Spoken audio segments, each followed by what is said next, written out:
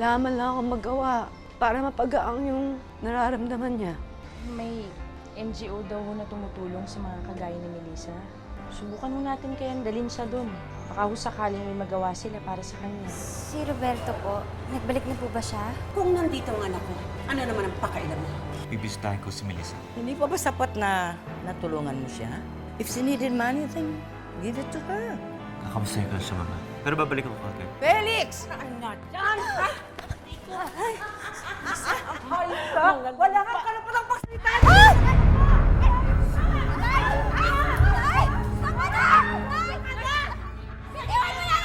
Lumayas kayo dito! Lumayas! Hindi kami nalayas dito! Dahil di mo na ito pamamahay, Mrs. Sebastian? Pwes, gusto kong malaman mo na ang institusyon na ito nabubuhay dahil sa buloy naming mag-asawa. Kaya may karapatan akong palayasin kayo! Layas! Hindi na kayo, Nay. Lungga pa na ng impacta to. Hindi na kayo. Talagang aalis tayo dahil ayoko magkaroon ng utang na loob sa bruhang babae yan! Layas! Makrita ka! Layas!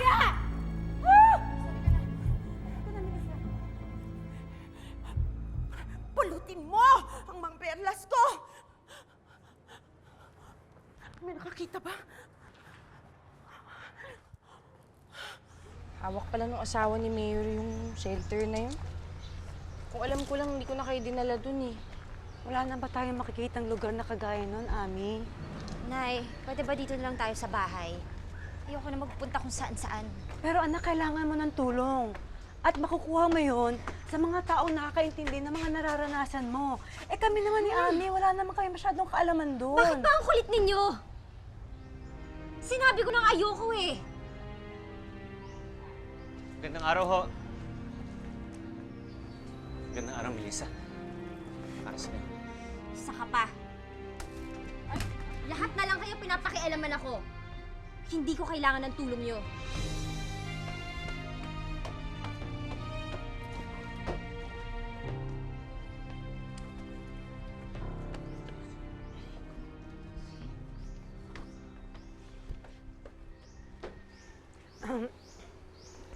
Pasensya ka na sa inasal ng anak ko, ha? Meron kasing nangyaring hindi maganda kanina, kaya siguro mainit ang ulo. Eh, kamusta naman ho siya? Ayun, kagaya pa rin ng dati. Puno pa rin ng galit ang puso niya. Hindi ko na nga alam kung anong gagawin ko eh. Ano ka ba naman, Melissa? Bakit naman pati si Felix dinami mo sa galit mo? Nakakalimutan mo na ba? Siya nagligtas sa'yo. Hindi niya ako niligtas. Ano ba nagsasasabi mo dyan? Eh kung di dahil sa kanya, sana pinaglalamayan ka na ngayon. Mas mabuti pa nga sana. Sana hinayaan niyo na lang ako mamatay. Oy, tanggalin mo sa isip mo yan ha. Hindi maganda yan. Ah, siya nga pala. Bakit ka na pa rito?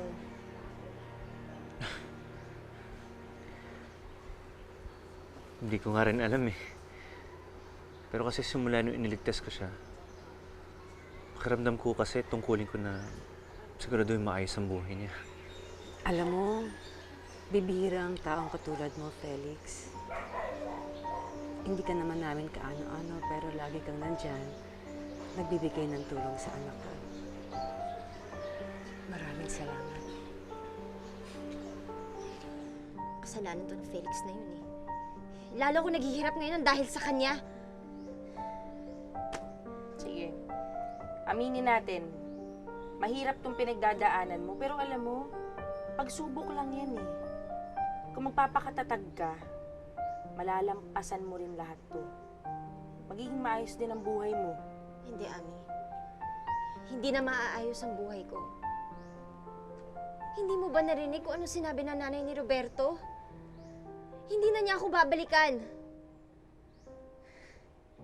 Sino pa makakaayos ng buhay ko ngayon? Wala na akong maaasahan. Umasa ka sa akin, sa nanay mo. Kumapit ka sa amin, Melissa, hindi ka namin bibitawan.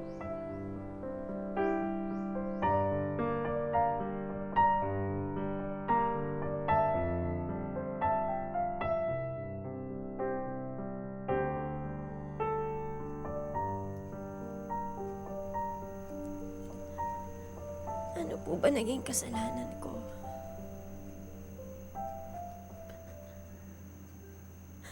Bakit niyo ako pinaparusahan ng ganito?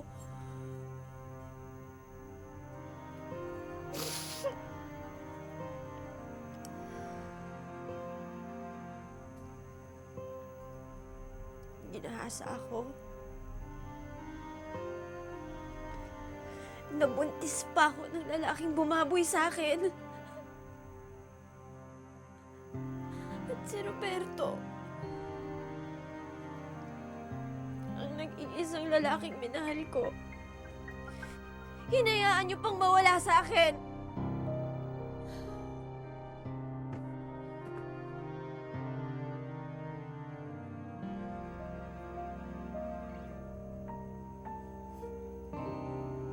Sinubukan ko tapusin ang buhay ko.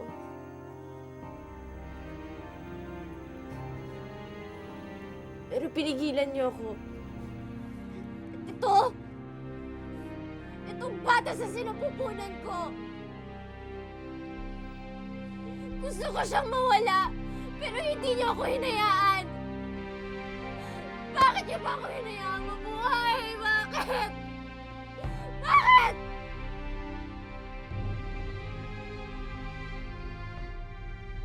Sagutin mo ko.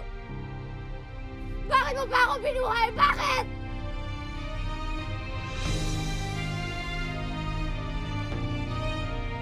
Sagutin niyo ako! Bakit binuhay niyo pa ako?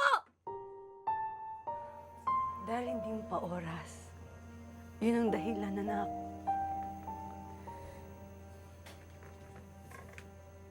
Nay, nagsilbi pang buhay ko. Huwag mong sasabihin yan. Ang bawat buhay may halaga. Ikaw at ang batang yan na nasa sinapupunan mo. Nay, ayoko na po. Hirap na ako.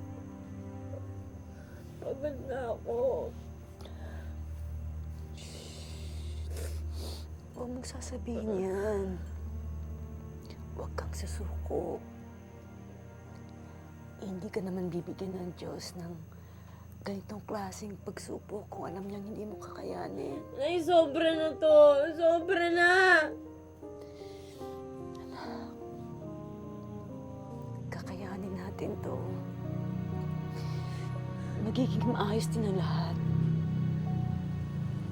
Malalagpasan natin to.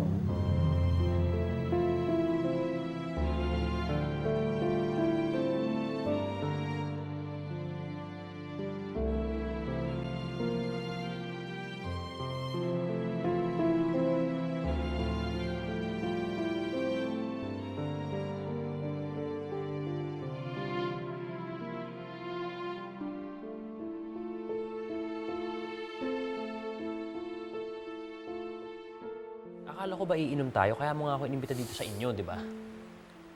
Hindi naman napapanas ng beer, pare. Sige, mamaya inom tayo. Pero tulungan mo muna ako dito. Ano ba kasing kinakalikot mo dyan? Hindi ko kinakalikot. Nagre-research ako. Nire-research ko kung paano tulungan ng mga naging rape victims. Yan pa rin ba? Eh, akala ko ba pagkatapos mo iligtas yung babaeng yan, eh, tapos ka na sa kanya. Kenneth, she's still unstable. Pag hindi ko siya tinulungan, baka mamaya magtangka ulit siya mag-suicide. At kapag nangyari yun, makakonsensya ka. Tama. Kasi, sayang naman yung tulong na ginawa ko para sa kanya. Diba? Kaya mabuti pa tulungan mo na lang ako dito. Ikaw mas may alam dyan.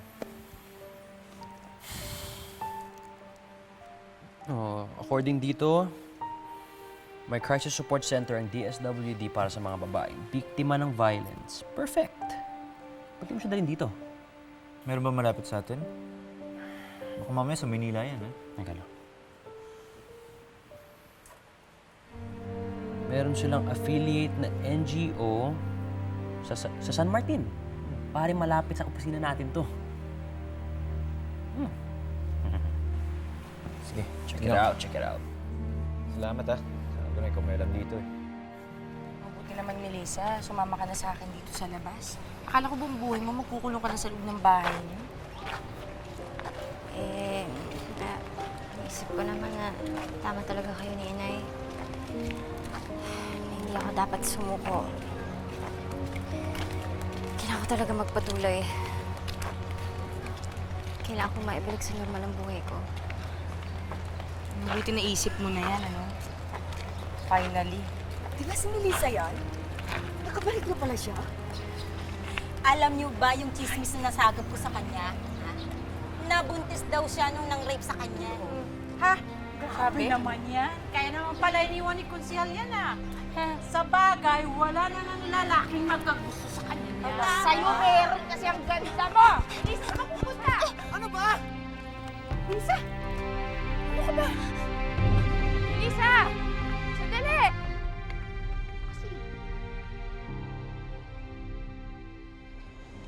Nakatulala na naman ng kaibigan mo, Ami. Dahil ho yan sa mga chismosan yung kapitbahay, Nay. Kawawa naman ang anak ko. Siya na nga ang nabiktima. Siya pa ang kinakawawa. Kailan ba matatapos ang lahat ng ito? Tingnan mo, parang nawawala na sa sarili niyang anak ko. Nakatingin na naman sa malayo.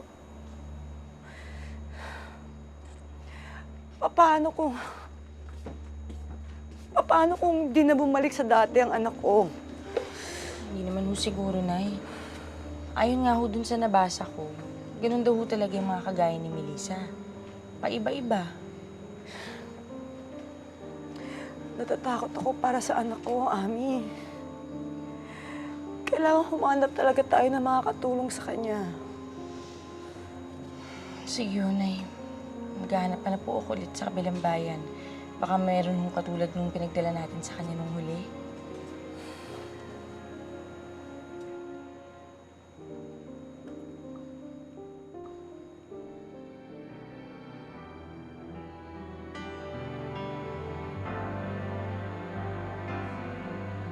Roberto?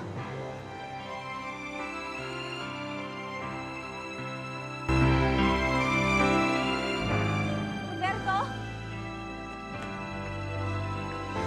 Roberto, sabi ng nanay mo, iniwan mo ko pero nandito ka. Mahal mo pa rin ako, di ba, Roberto? Roberto? Roberto?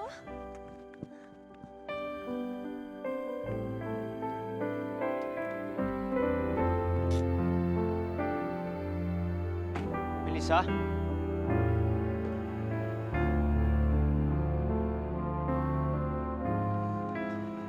Pasensya ka na, Ami, kung ikaw ang laging naabala ko, ha?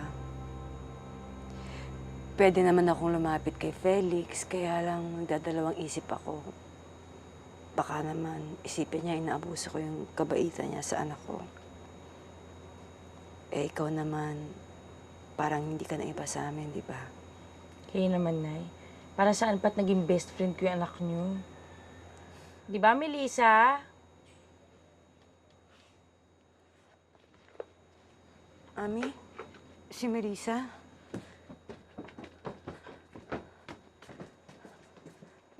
Melissa? Melissa? Melissa! Nawawala si Melissa. Saan nagpunta yun? Ami? Melissa? Melissa! Ami, ang anak ko! Hanapin Melissa? natin! Melissa! Anak! Roberto?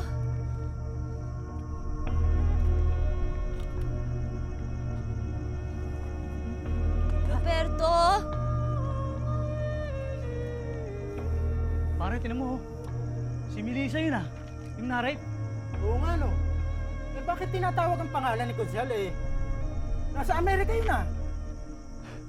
Baka nababaliw na. Papunta na siguro sa taong grasa. Pagiging taong grasa, di ba? Sayang. Ang ganda-ganda pa naman yan si Melissa. Paano sayang? Eh, hindi pa naman taong grasa. Pwede pang pakinabangan to. Tara. Makatikim naman tayo ng masarap na pulutan.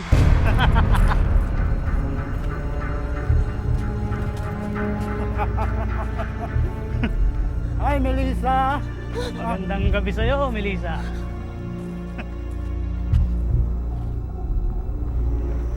May nag-aalala na ako. Si Felix. Nakita mo ba si Melissa? Felix! Hindi na sinusunod ako pero biglang nawala eh. Diyos ko, saan kaya nagpunta yung anak ko? Tulungan mo kami hanapin siya. Siguro mas mahanap natin siya kung magwahiwalay tayo. O sige, mas mabuti pa nga. Sige, Felix. Dito na kami, ha? Halika na. Ba't naman hinahanap ko pa si Konsyal? Eh, nandito naman kami. Ayaw niya sa'yo. Kami, gusto ka namin. Tara! Layo ka! Ano ba? Bitawan niyo ako! Bitawan niyo Ano ako! pumalag? Pumalag ka pa! Halika!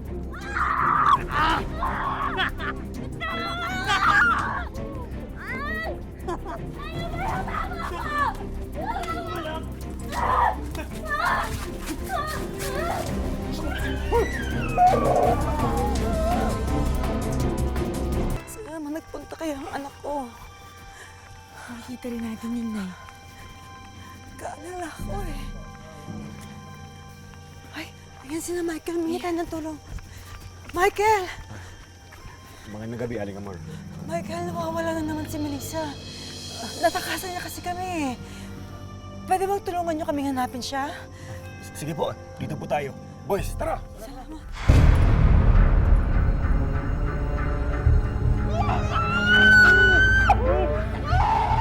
Ako naman! Hawakan mo! Hawakan mo mabuti, ha?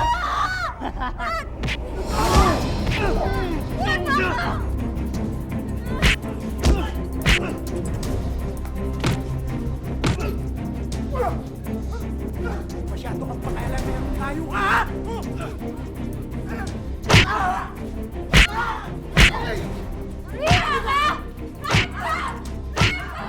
Melissa, tama na! Melissa, tama na! Melissa! Wala ako pigilan! Melissa, tama na! Bakit sa ginawa niyo sa akin? Nangiyak ka!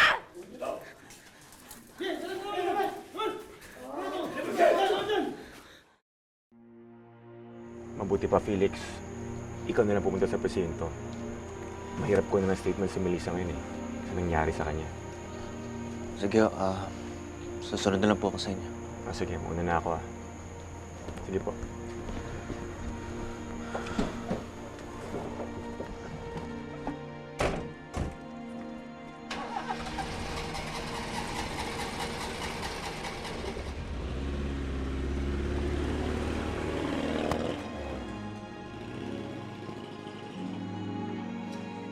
Dalawang beses mo na niligtas ang buhay ng anak ko, Felix.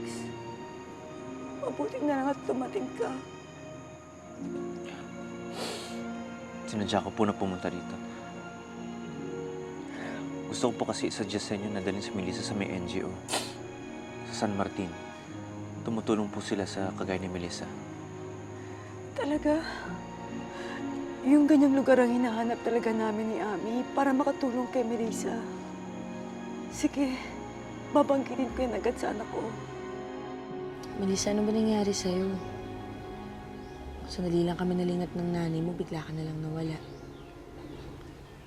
Nakita ko si Roberto, Ami. Hinabol ko siya. Alam mo, Melissa, imposibleng sinasabi mo eh. Wala na si Roberto dito sa atin. At ang usap-usapan pa dun sa palengke, nun ding araw ng kasal ninyo. Pumunta na siya ng Amerika.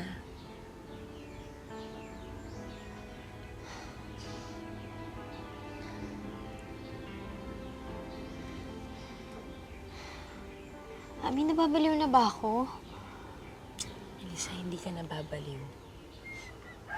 Pero kailangan mo ng tulong.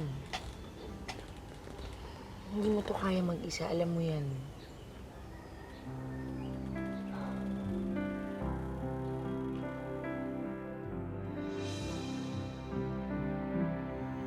Nakapagbigay na po ako ng statement sa presinto.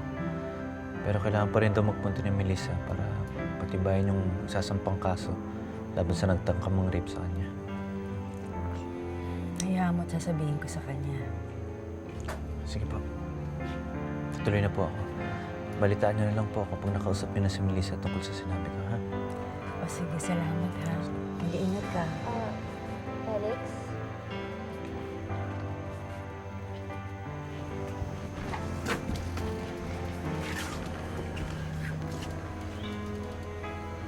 Gusto ko sanang magpasalamat sa'yo. Hindi lang para dun sa ginawa mong pagligtas sa akin kanina. Pero pati na rin dun sa unang pagligtas mo sa akin.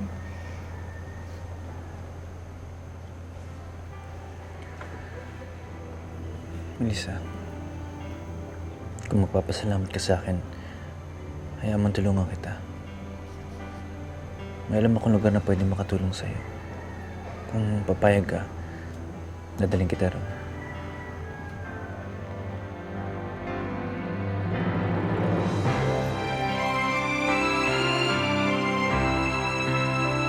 Mabuti naman anak at pumayag ka sa mungkahi ni Felix. Malaking may tutulong sa'yo nun. Sinuko ko ng mabuhay na eh. Pero tama kayo. Hindi ako dapat sumuko. Alam ko na ngayon kung bakit binuhay pa ako ng Diyos. Binuhay niya ako kasi kailangan ko pang lumaban. Yun ang pinailala sa akin nung nangyari kanina.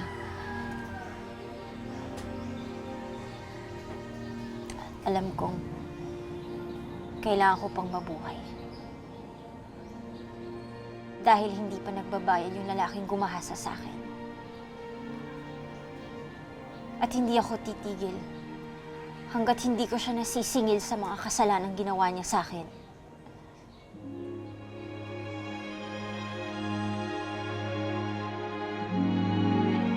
Tama lang na pumunta kayo dito sa center namin. Marami na nga kaming natulungan na kagaya mong Melissa na biktima ng mga karahasan. At kung gusto mo ng tulong pinansyal, therapy o di kaya medical assistance, bukas ang lugar namin para sa iyo. Gusto ko lang po sana mabalik sa normal yung buhay ko.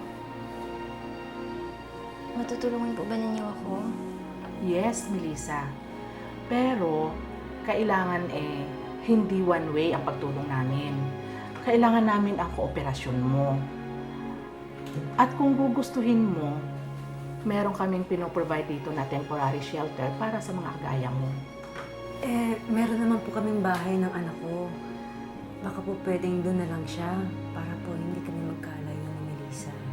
Pwede naman po yun. Karamihan nung kasi ng mga babaeng tinutulungan namin dito, itinakwil na ng pamilya nila o di kaya, wala na silang matirhan. Kaya ko lang naman po nabanggit yung tungkol sa babahay namin. Pero, dapat po ipangako ninyo sa amin na regular na pupunta dito si Melissa para mas mabilis ang pagbalik niya sa normal na buhay. Ano po ba yung mga ginagawa niyo dito? Mabuti pa po siguro, ipakita ko na lang kay Melissa. Pwede po ba akong sumama? Si Melissa lamang po. Dahil pinoprotektahan namin ang mga identity ng mga babaeng tinutulungan namin dito. Pasensya na po. Nay, nararamdaman ko na mababait naman sila dito. Wala po kayong dapat ipag-alala. Basta para sa ikabubuti mo, anak.